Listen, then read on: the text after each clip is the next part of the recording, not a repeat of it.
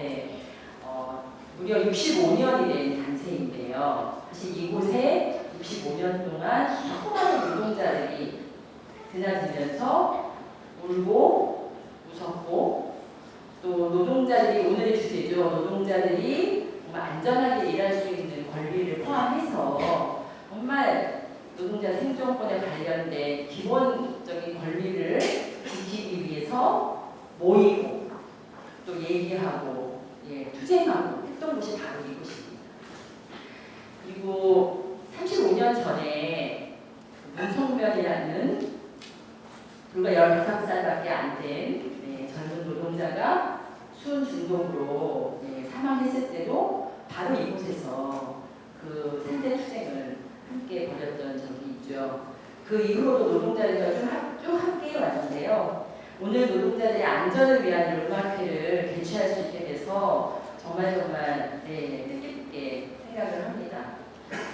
특히 우리 김현주 선생님은 그런 노동자들의 안전을 위한 활동에 앞장서서 하고 계시잖아요. 그래서 오늘 저에게 들려주시는 노래가 정말 저의 마음을 울리는 그런 감동이 되리라고 생각을 합니다. 또 이 자리는 그런 투쟁의 자리였을 뿐만 아니라 그 옛날부터 노래패, 또 풍물패, 연극패 등 노동자들의 문화활동의 근거지였어요. 오늘 우리가 이렇게 문화라는 노래라는 주제를 가지고 함께 모일 수 있었는데요. 김현주 선생님이 아마추어시기에 저는 더 의미가 깊다고 생각을 합니다. 노래에 있어서 아마추어시기 때문에 우리가 함께 만든 자리라고 저는 생각을 해요. 그래서 그 밖에서 혹은 뭐 병원에서 그 노동자의 안전을 위해서 외치던 그 목소리가 오늘 노랫말로 저희들에게 들려지는 거라고 저는 생각을 하거든요. 그래서 오늘의 소리는 김현주 선생님이 혼자 내시겠지만 우리 모두가 함께 우리 몸과 마음으로 노래한다고 생각을 합니다. 몸과 마음으로 함께 노래하고 또 서로가 서로에게 치유의 그런 에너지를 주고받는 그런 시간이 오늘 됐으면 좋겠습니다. 그래서 정말 일하다 죽지 않고 아파도 걱정 없는 건강한 사회를 우리가 함께 힘을 모아서 오늘 한 발 더 앞장서서 나아가는 그런 시간이 되기를 바라겠습니다. 모두 즐거운 시간 되시고 아까 우리 사회자님 말씀 다 기억하고 계시죠? 네, 끝까지 함께 했으면 좋겠습니다. 고맙습니다.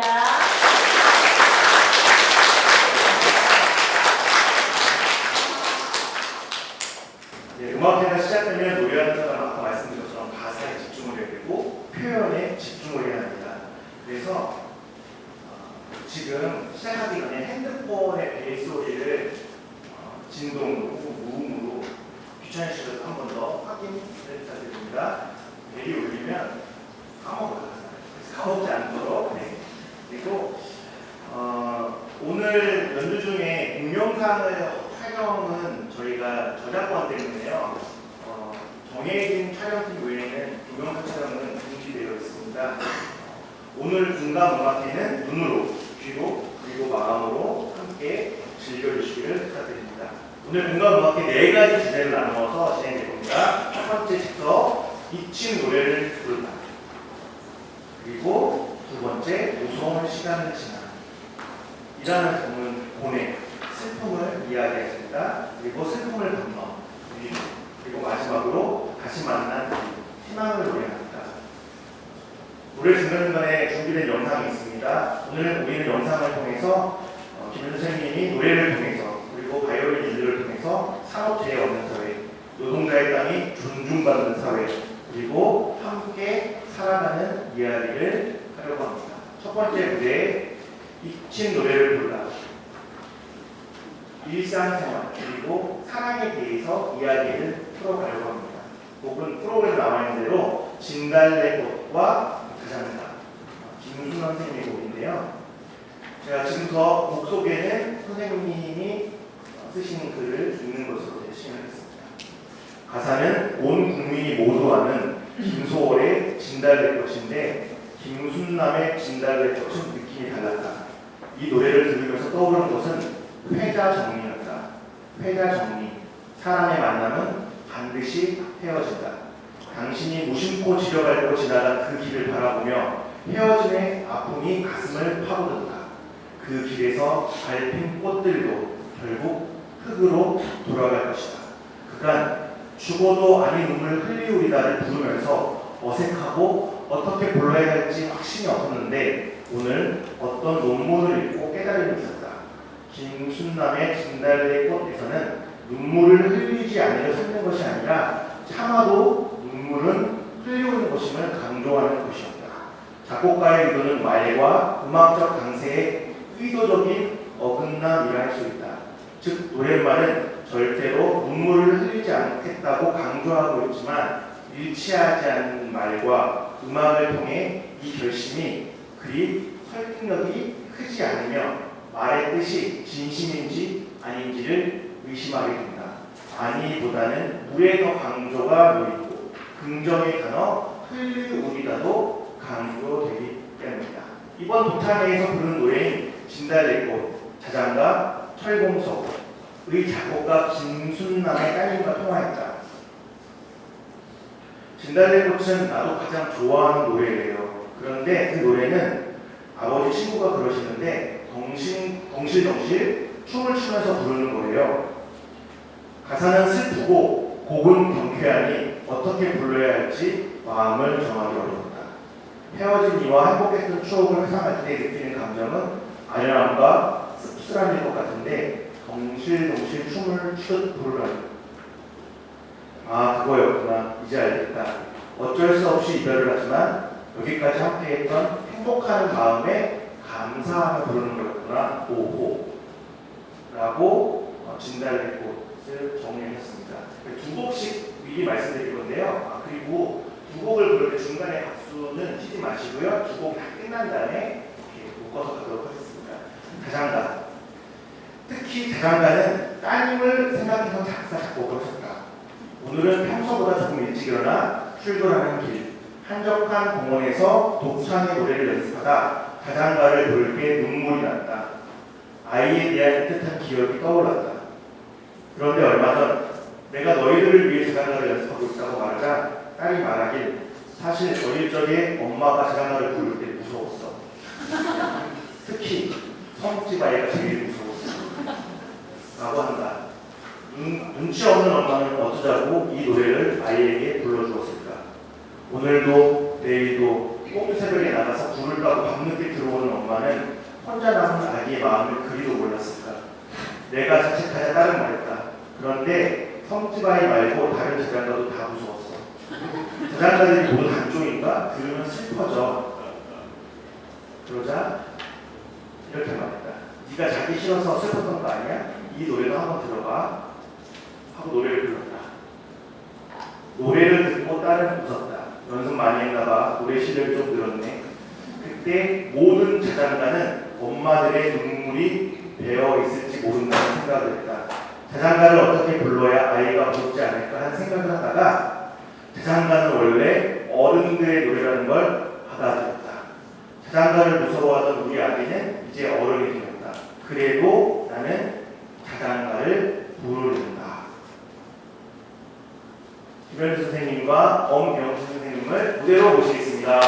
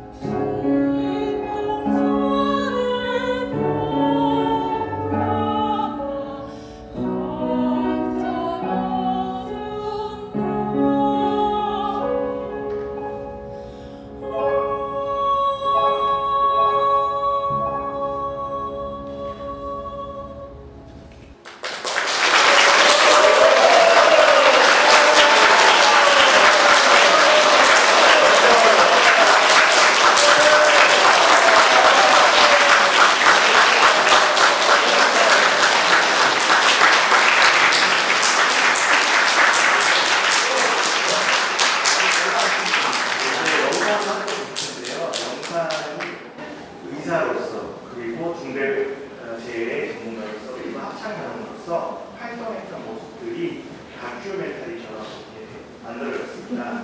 공장 의사의 분위기, 직업병 예방 활동 함께 시청하시겠습니다.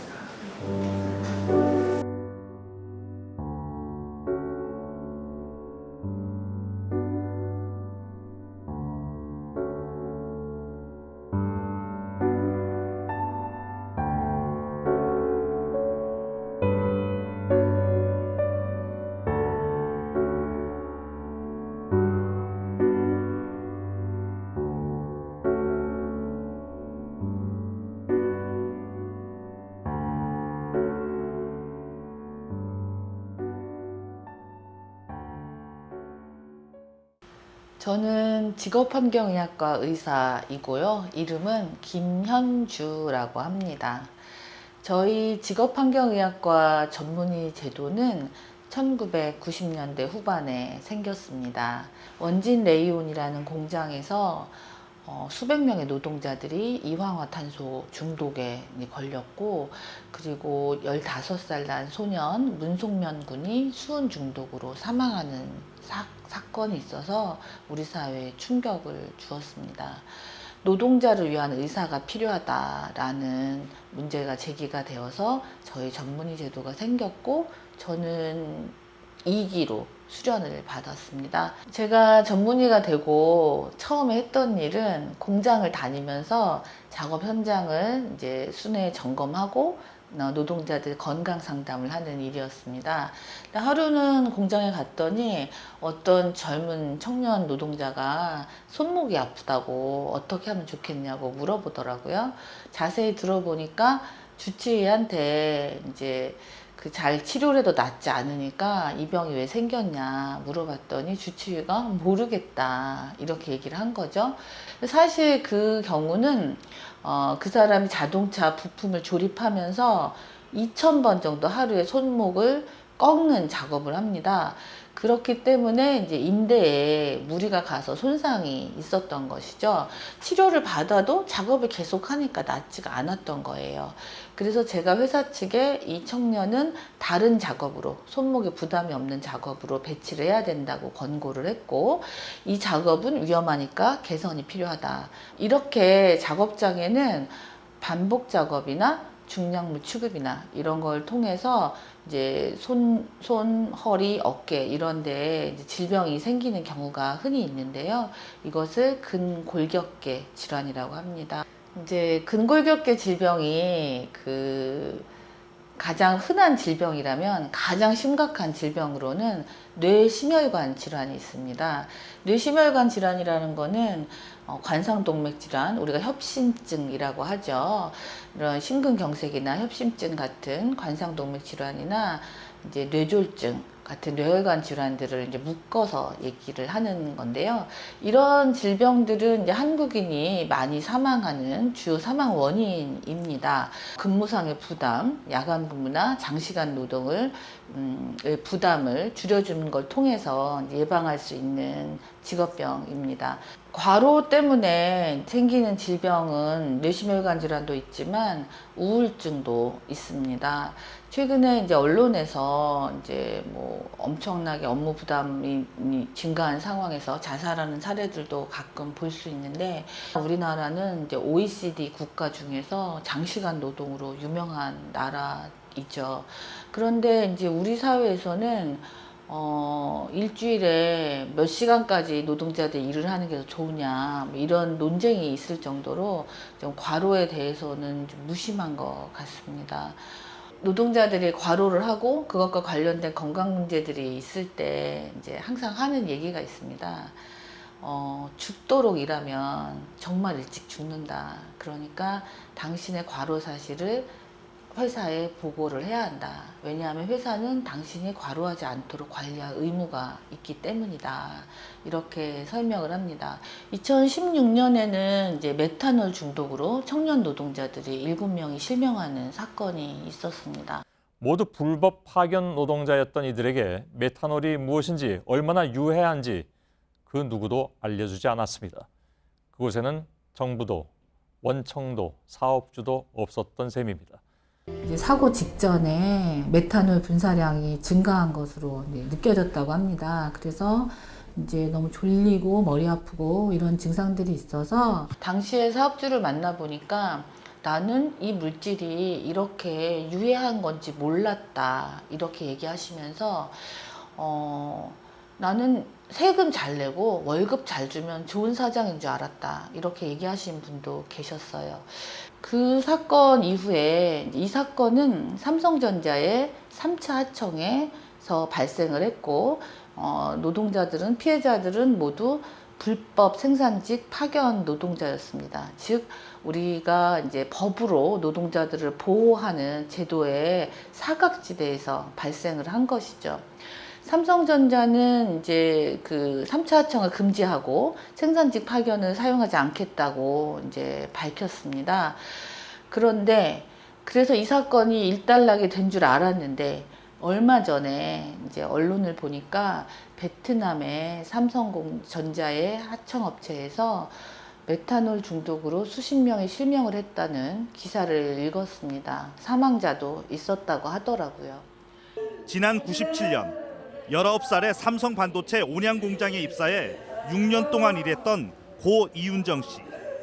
2년 전부터 악성 뇌종양 판정을 받고 투병해 왔습니다. 이윤정 씨는 반도체 칩을 고온에서 테스트하는 업무를 했었습니다. 이 업무 과정 중에 그 칩이 탔을 때 이제 검은 먼지나 휘발성 유기 화합물에 노출될 수 있었을 것으로 생각이 됩니다. 고등학교를 졸업하고 버스를 타고 다 같이 상경을 합니다. 다 같이 상경을 해서 한 5년 정도 어떤 유해 물질에 노출되는지 알지도 못하는 상황에서 일을 하다가 결혼과 동시에 이제 퇴직을 하고 결혼 후 그 수년 후에 발병을 해서 나타나는데요. 아직까지 과학의 한계를 갖고 있을 때 우리가 이것이 입증될 때까지 기다려서 보상을 하거나 또는 이제 노출에 대해서 예방 정책을 기다렸다 펴는 것은 상당히 어리석은 일이다 이렇게 생각을 합니다. 그러니까 해마다 이제 암에 걸리는 사람들이 한 10만 명 정도 있는데요. 연구 결과에 의하면 그 중에 한 4천 명 정도는 직업성 암일 것으로 추정이 된다고 합니다. 삼성 반도체 백혈병 사건은 사실은 끝난 것이 아닙니다. 우리 사회에는 지난 시기에 경제 개발에 치중하면서 사업주들이 작업 환경을 제대로 관리하지 않고 그런 상황에서 노동자들을 일을 시키고 수십 년이 지났습니다. 그래서 포스코와 같은 회사에서는 노동자들이 이제 발암물질에 노출이 되어서 집단으로 이제 암에 대해서 산재 신청을 하기도 했었죠. 각종 암과 백혈병에 걸린 동료 29명을 찾아냈다. 그중 14명은 숨졌다고 한다. 위험성 평가의 결과에 따른 개선 조치에 대해서 사업주가 의무가 없어요. 근로자 건강 진단을 빼놓고 직업병에 관련된 모든 제도들이 평가만 하면 오케이. 그다음에 관리는 모르겠다. 이렇게 돼 있어요, 제도가. 내 건강은 내가 지켜야지. 하지만 내가 작업 환경으로부터 영향을 받아서 생길 수 있는 건강 문제는 내가 아무리 열심히 해도 지킬 수가 없습니다. 사업주가 지켜야 하는 것입니다. 그래서 이 문제는 우리가 이제 지난 시기의 일이 아니라 앞으로 이제 그 발생할 일들이고 이런 비극이 더 발생하지 않기 위해서 지금부터라도 작업 환경을 잘 관리할 수 있도록 하는 것이 숙제이다. 이렇게 말씀드리고 싶습니다.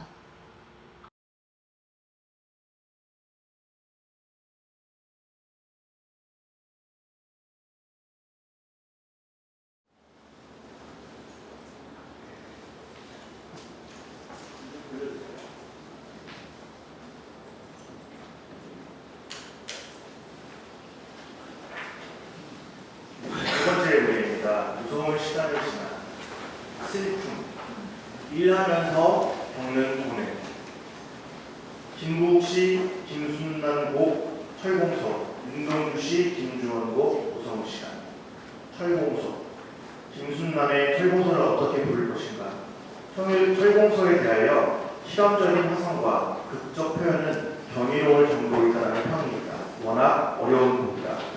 나의 노동에 대해서 노래하고 싶었다. 노동을 노래한 가곡은 찾기 어려웠다.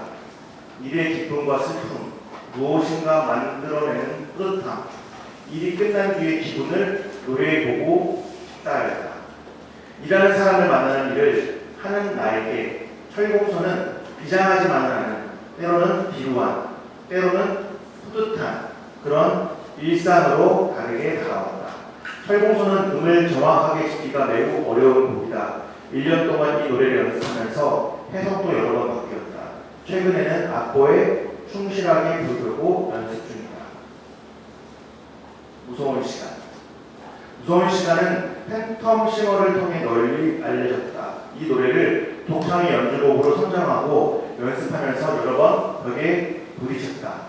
가사가 반복되는 부분에 독특한 음정 때문이다. 반복되는 가사에서 예상을 뛰어넘는 높은 음이 나타나면서 강조를 하고 있다. 계속 감정이 고조된다. 이 대목에서 음정이 틀리면 큰일이다 싶다. 그러다가도 틀린 음정은 오히려 자연스러울 테니 그것도 나쁘지는 않다고 스스로를 안심시키면서 작곡가에게 미안한 마음이 든다. 처음에 노래를 선정할 때는 이 노래의 가사에 대하여 끊임없이 흔들리는 나와 외부 세계 사이의 긴장감을 잘 표현하고 있다고 생각했다.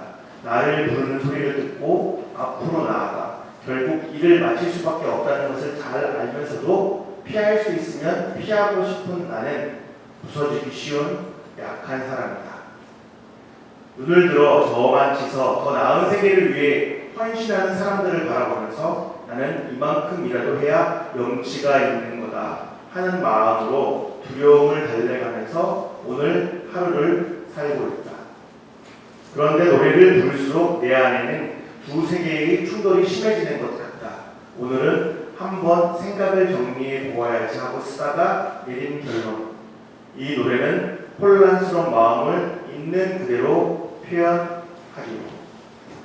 두 번째 노래 김현준 선생님, 엄영 선생님 무대로 모시겠습니다.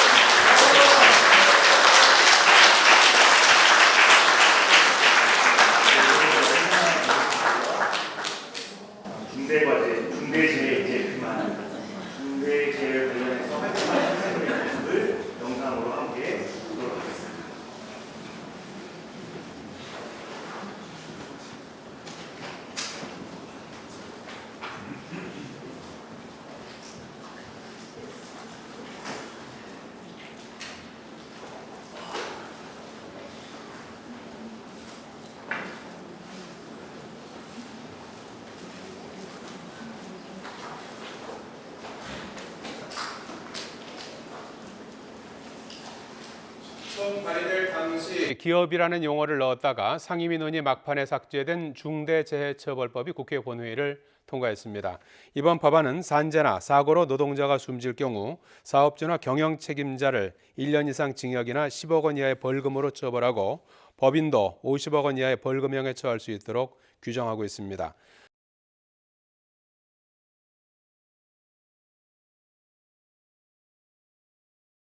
이제 어느 날 제가 전화를 한 통 받았는데 2020년 12월 초죠. 김용균 어머니가 단식 농성을 시작을 했다는 거예요. 중대재해처벌법 제정을 촉구하면서. 근데 얼마나 그 일이 정말 하고 싶었어요. 그렇게라도 막을 수 있다면 하고 싶었어요. 그래서 단식하자고 그랬을 때 유독 그 다시전에서 논의하게 되고 우리 다 같이 하자 이렇게 됐는데, 제가 김미숙 씨를 처음 본 것은 2018년 겨울 태안에서였습니다. 석탄화력 발전소 비정규직 노동자 김용균의 사망 소식을 듣고 그곳에 갔었습니다. 김용균 씨가 이제 비정규직 그 노동자들 문재인 대통령 만납시다 이렇게 팻말을 들고 사진을 찍고 며칠 뒤에 사망했다는 것을 알게 됐어요. 시민대책이 첫 모임이 있었는데 태안 장례식장에서 있었고, 그때 제가 이제 일터 의사회에 이제 대표로 가서 참여를 하게 된 거죠. 그때는 아들 때문에 너무 충격이 커갖고 힘들었는데 용균이와 같은 사람들이 무수히 한 해에 2,400명이나 죽는다 그 말 듣고 너무 더 마음이 너무 충격을 받았어요. 왜 이렇게 많이 죽고 있는데 아무도 이거에 대해서 관심을 갖지 않나. 유족이 요구했던 법안 중에 하나가 당시 국회에서 이제 발의됐었던 산업안전보건법 전부 개정안의 통과였어요. 그 내용은 이제 원청의 사업주의 하청업체 노동자에 대한 이제 의무를 이제 강화하는 조항이 들어 있었어요. 제가 그 해에 이제 연초에 고용노동부 장관 정책자문위원회 산재예방보상분과위원으로 이제 활동을 했었는데 이 법 개정안에 대해서 이제 브리핑을 받았어요. 저는 이제 주무부처에서 개정안을 만들었고 당연히 이제 통과가 될 거라고 생각을 했는데 이제 그제서야 아니 이 법이 아직 국회에서 논의도 되지 않았구나 하는 걸 알게 된 거죠. 김용균 시민대책위의 요구사항들은 재발 방지 대책을 수립하는 것이었고, 당시에 이제 집권당의 당정 합의에 의해서 그 조사위원회를 꾸리게 되었어요. 제가 그때 이제 조사위원으로 들어가서 한 4개월 정도 집중해서 활동을 하게 되었는데요. 그때 저희 특조위에 이제 권고안이 22개가 있었어요. 그 중에 하나는 중대재해처벌법을 제정하라는 것이었어요. 중대재해처벌법을 이제 제정하라는 요구는 원청 사업주가 그 인력도 설계하고 안전과 시설에 대한 모든 책임을 지고 있음에도 불구하고 이제 처벌은 말단 관리자가 받는 것이 현재 산업안전보건법의 구조이거든요. 그렇기 때문에 좀 이런 경영 책임자가 책임 있는 자가 책임질 수 있는 법을 만들어야 한다 해서 중대재해처벌법을 이제 권고를 하게 된 거죠. 김용균 특조위 활동이 끝나고 저는 일상으로 돌아왔어요. 그런데 어느 날 김용균 재단에서 요청이 있어서 강의를 하러 갔었어요. 거기서 특조위의 권고안에 대한 이행이 지지부진하다는 것을 알게 되었습니다. 그래서 고민 끝에 이제 당시 국무조정실에서 주관하는 이행점검 활동에 특조위원들이 참여를 하기로 했습니다. 1년간 이행점검 활동을 했는데요. 마치고 나서 저는 많이 이제 지치고 휴식이 필요한 상황이었어요.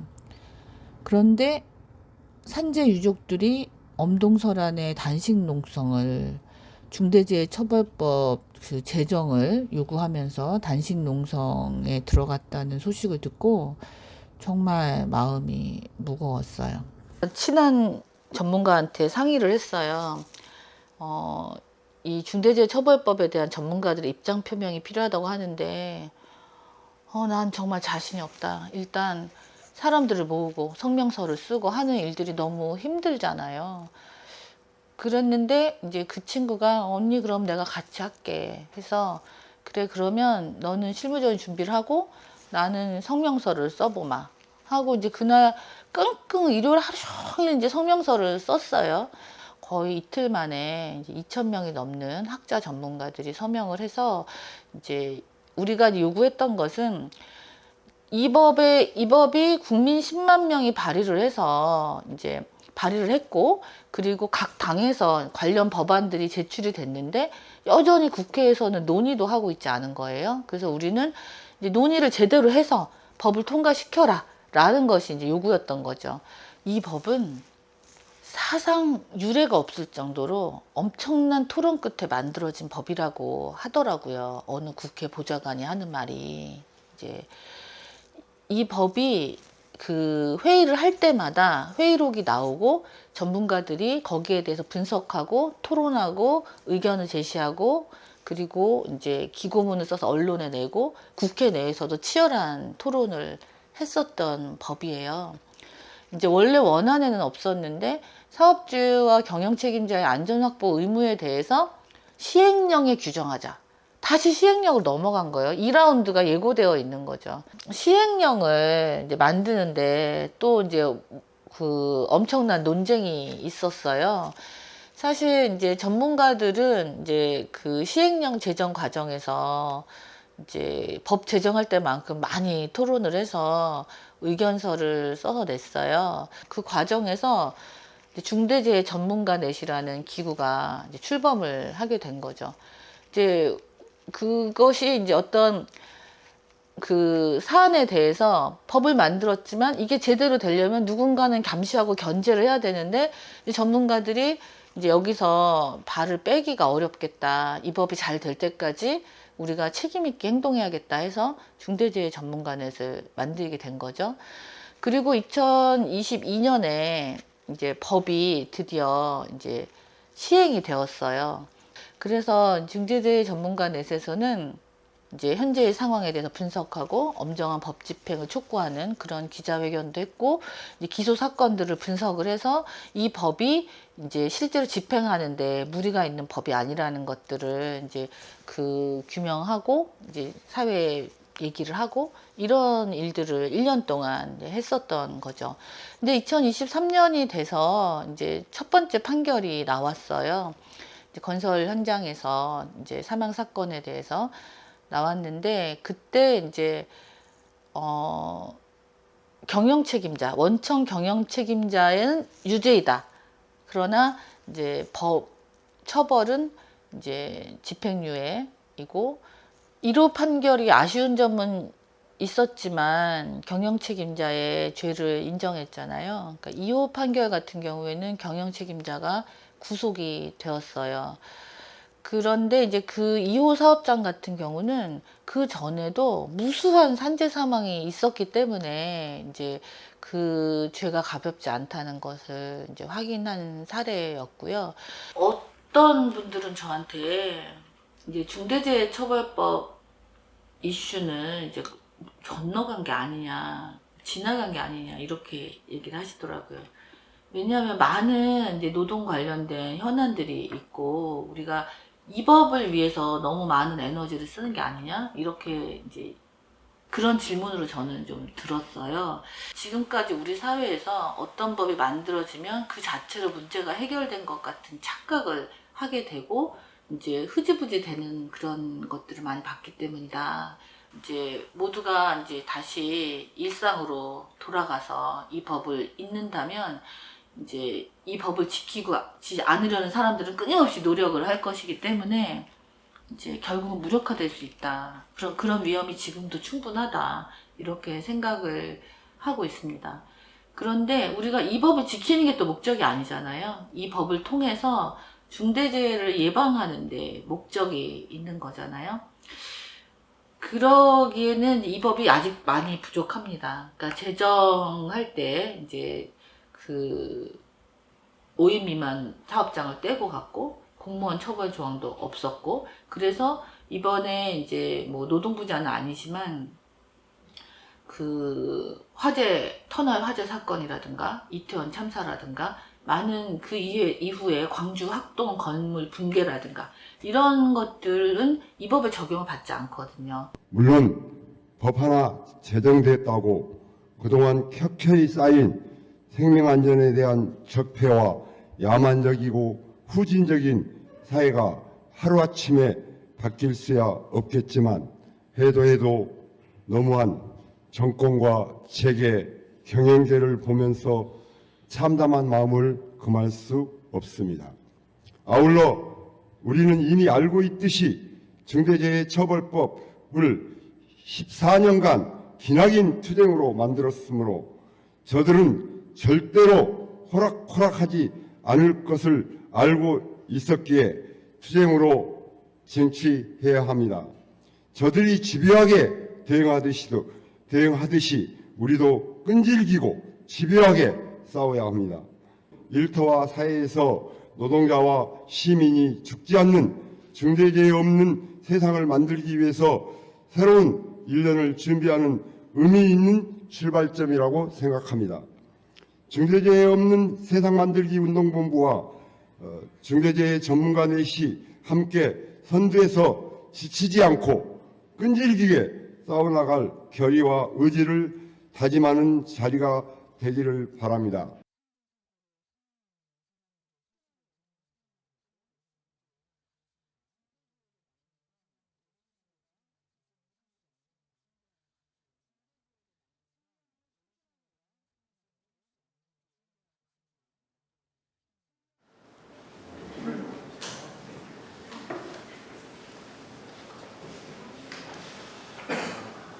이제 슬픔을 건너 위로의 시간입니다. 김현준 선생님께서 목소리뿐만 아니라 악기로 이곳에 오신 여러분들과 그리고 재해 피해자들 그리고 산재로 인한 유가족들의 마음에 위로를 주셨으면 좋겠다라고 하시면서 선곡을 부탁하셨어요. 이재호 열사 추모제의 어떤 첼리스트가 연주하는 곡을 보고 사람들이 마음의 위로를 받은 것 같다. 그걸 참여보시고 저에게 그 곡을 연주할 수 있는 시간을 마련해보자라고 말씀하셔서 바이올리니스트 허지윤 선생님께 요청을 하였습니다. 그래서 프로그램에 보시면 허지윤 선생님의 이야기가 나오죠. 노바 아르트 챔버 오케스트라 악장으로 지금 활동 중이시고요. 왕상발, 미니성 정단원, 파르토템, 제이리더, 그리고 지금 기독교 음악예술원에서 후학들을 양성하고 있습니다. 들려주실 연주는 자클린의 눈물이라는 오펜바흐의 곡인데요. 이 오펜바흐의 자클린의 눈물은 원래 미발표 곡이었습니다. 피아노 연주곡으로 되어 있는데 토마스 베르너라고 하는 독일 첼리스트가 그걸 발고 쳤어요. 악보를 미발표된 곡을 찾았는데 연주해 보니까 너무 아름다운 곡이었거든요. 근데 이분이 연주를 하면서 곡의 제목을 자클린의 눈물이라고 이렇게 만들었어요. 그럼 이 자클린이 누구냐? 독일에서 굉장히 활발하게 천재 음악인이라는 소리를 들으면서 연주를 했던 분이에요. 첼리스트인데 뇌척수 경화증 때문에 10년 정도 프로로 활동하면서 세계로 누비면서 굉장히 유명한 첼리스트였는데 문제를 할 수 없고 팔을 잡을 수가 없을 정도까지 손상이 되어서 불운하게 생을 마감했던 그런 첼리스트입니다. 그분을 기리고자 자클린의 눈물이라는 이름을 지어서 연주를 했습니다. 우리나라에서도 많이 알려져 있어요. 자클린의 눈물은 오기모라는 드라마의 OST도 나왔었고요. 그다음에 우리가 많이 아는 베토벤 바이러스라는 곡의 바이올리스트 리차드 용재욱이 연주했던 곡입니다. 오늘 그래서 피아노로 되어 있었고, 그다음에 우리가 알기로는 첼로 곡을 알고 있지만 또 바이올린 곡을 편곡을 해서 오늘 허준현 선생님께서 연주를 해주시겠습니다. 자클린의 눈물 청해드리도록 하겠습니다.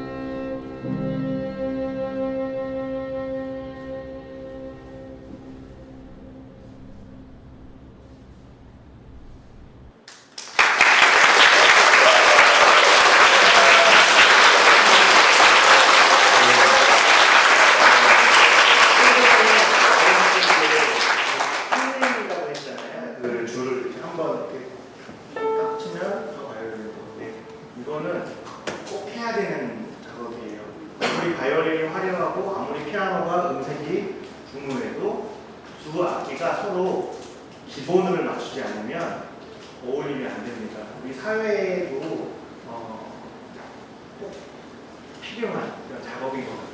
눈높이를 맞추는 것부터 시작하는 거.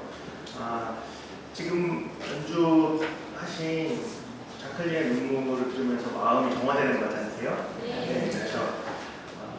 첫 번째 곡은 우리가 김현 선생님께서 요청을 하셔가지고 위로에 관한 것들을 곡을 받은 거고요. 이번에는 허지현 선생님께서 거기에 대한 대답으로 리스트의 위로를 선곡하셨어요. 리스트가 사랑에 빠져서 행복한 나날을 보낼 때 작곡한 곡입니다. 자신이 느끼는 행복한 그런 안정된 정서를 다른 이들과도 음악으로 나누고픈 그런 위안이 되고 위로가 되는 정말 아름다운 곡을 완성했다고 합니다. 두 번째 곡 같이 연달아 청해 듣도록 하겠습니다. 미스티의 위로입니다.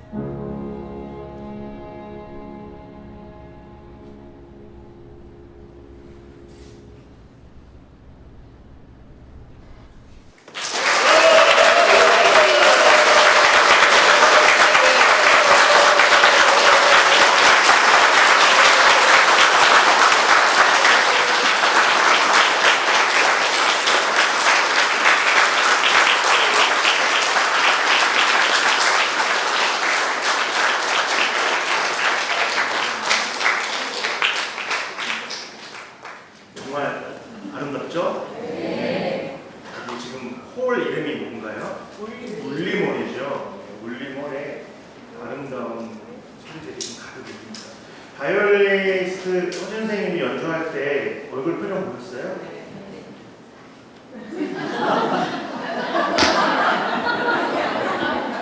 안 비슷해요? 왜 이렇게 할까요? 노래는 가사가 말하고자 하는 메시지가 정확하게 전달이 돼요. 그런데 기악 음악은 그렇지 않거든요. 그래서 한음 한음 연주자가 자기의 영혼을, 정서를, 철학을 음표에다가 문지 하나서 갈아 넣는 거예요. 그래서 그런 표현이 나올 수밖에 없습니다. 연주자들이. 그래서 그런 부분들을 이렇게 이제 이해하시면서 이렇게 보면은 지금 영혼을 갈아 넣고 있구나. 네. 유학하고 지금 들어와서 한국에서 전국을 무대로 활발하게 활동 중인 현역 바이올리니스트입니다. 그리고 지금 우리 피아노 치시는 엄영민 선생님은 사실 항상 피아니스트들은 이렇게 등만 기억하시죠? 저 얼굴 기억하세요? 이따가 얼굴 기억해주세요. 한국을 대표하는 피아니스트 엄영민 선생님 활동에도 많은 응원을 부탁드립니다. 자, 계속해서 슬픔을 건너 위로를 우리가 지금 통과하고 있습니다. 내 영혼 바람되어 삶의 기대를 속일지라도 김효근 선생님의 곡인데요.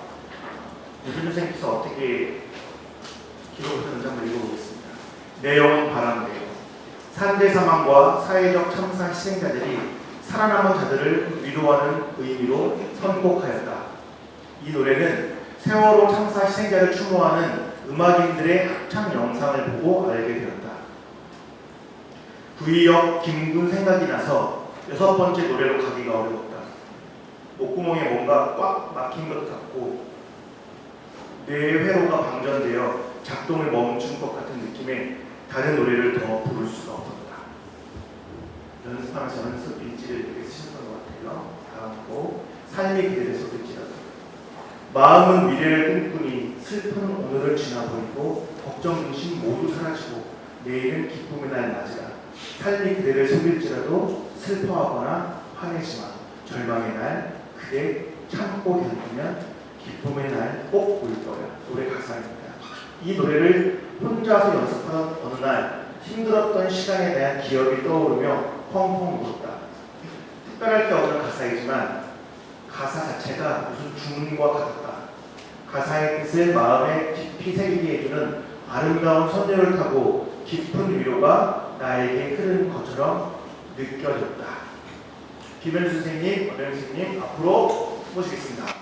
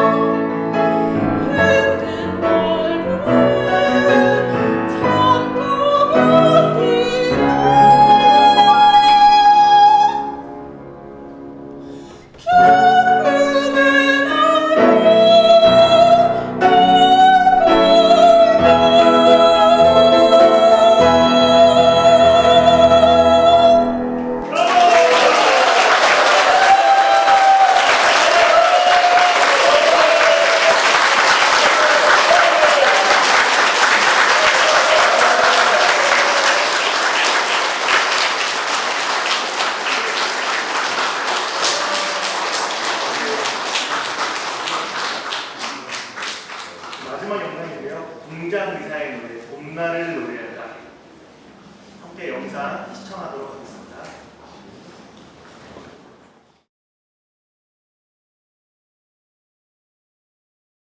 저는 종합예술단 봄날에서 알토로 노래하고 있는 김현주입니다. 제가 합창을 시작한 것은 2017년 말인데요.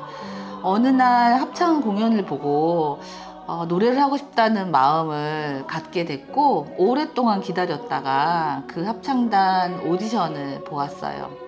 그 합창단에서 한 3, 4년 노래를 하다가 2019년에 김용균 특조위 활동을 하면서 너무 바빠서 못하게 되었습니다.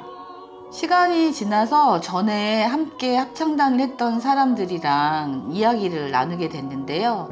코로나로 서로 못 만나서 이제 비대면으로 대화를 하다가 같이 부르고 싶은 노래에 대해서 좀 이야기를 하게 되었습니다. 그때 몇 곡을 골랐습니다. 첫 번째 고른 노래는 김민기의 이 세상 어딘가에입니다. 온 세상이 바다같이 눈물결 몰아쳐온다. 너무도 가련한 우리 손에 손 놓치지 말고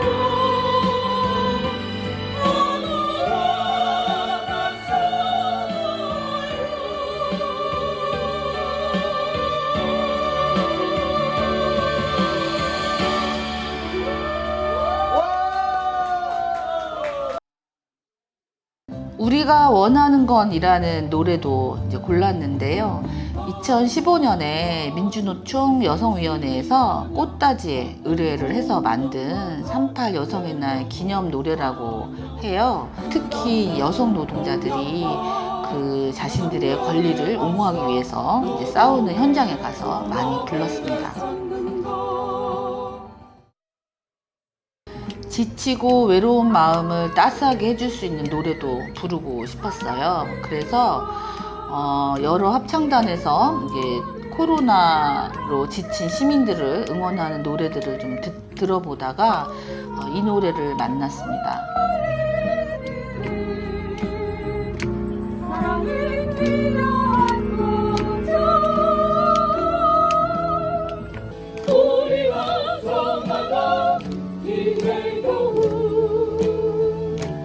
인생의 무게로 넘어질 때 그 순간이 바로 우리들의 사랑이 필요한 거죠.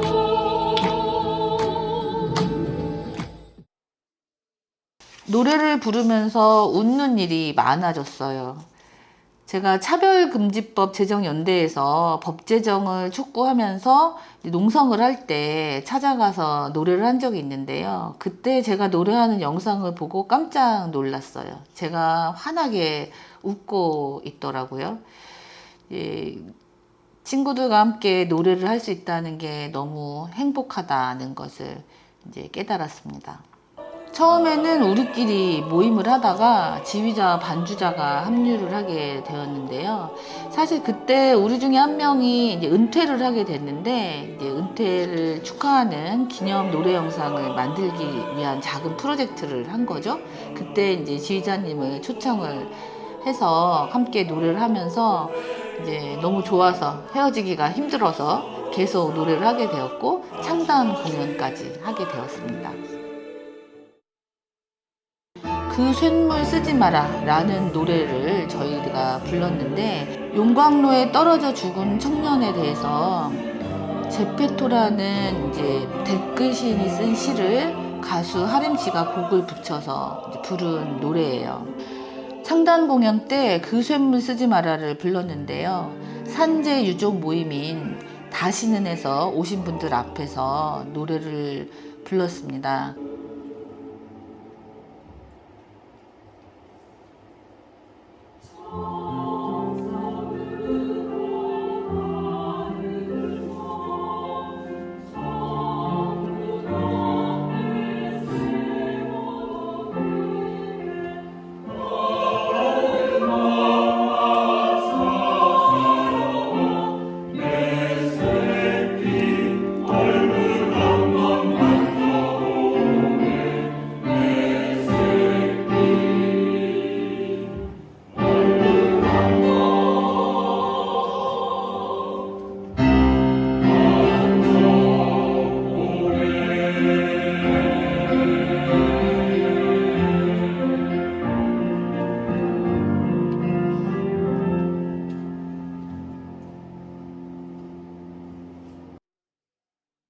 산재 사망 예방에 대한 또 다른 노래는 목숨을 지켜야 한다라는 노래인데요. 중대재해처벌법 통과를 붙여서 저희 단원이 글을 쓰고 곡은 이제 작곡가에게 의뢰를 했었어요.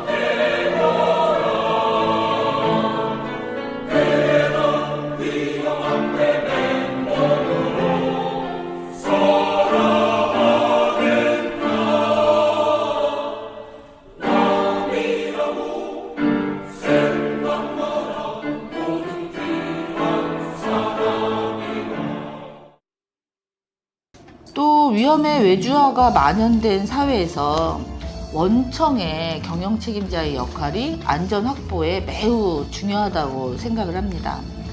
적정한 인력과 예산 없이 안전이 확보될 수가 없거든요. 그런 면에서 노조법 2조 3조 개정을 지지합니다. 노조법 2조는 원청 사장, 즉 진짜 사장이 책임지도록 하는 진짜 사장 책임법이라고 하고, 3조는 이제 손해배상 폭탄 금지법이라고 하는데요.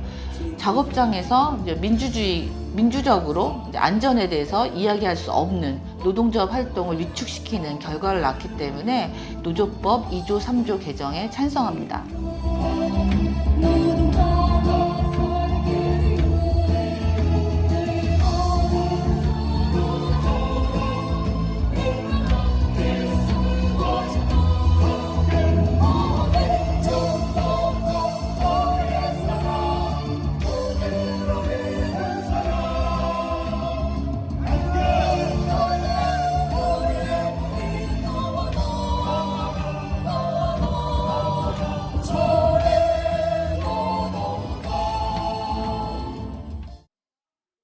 한 사람의 노동자로서 그리고 시민으로서 과로 문제와 이제 노동과 건강의 불평등에 관심을 가지고 참여해야 한다고 생각을 하고 있어요. 특히 제가 이제 엄마인데 엄마로서 우리 아이들이 살아갈 세상에 대해서 점점 더 책임감을 느끼게 되는 것 같아요. 이게 제가 노래로 연대하는 이유입니다. 계속 가야겠죠. 가다 못 가면 쉬었다가 가야겠죠. 거기서 멈출 수도 있겠죠. 저 역시 계속 갈 자신이 없어서 망설일 때도 많이 있습니다. 그래도 오늘은 여기까지 간다, 이런 마음으로 노래를 하고 있습니다.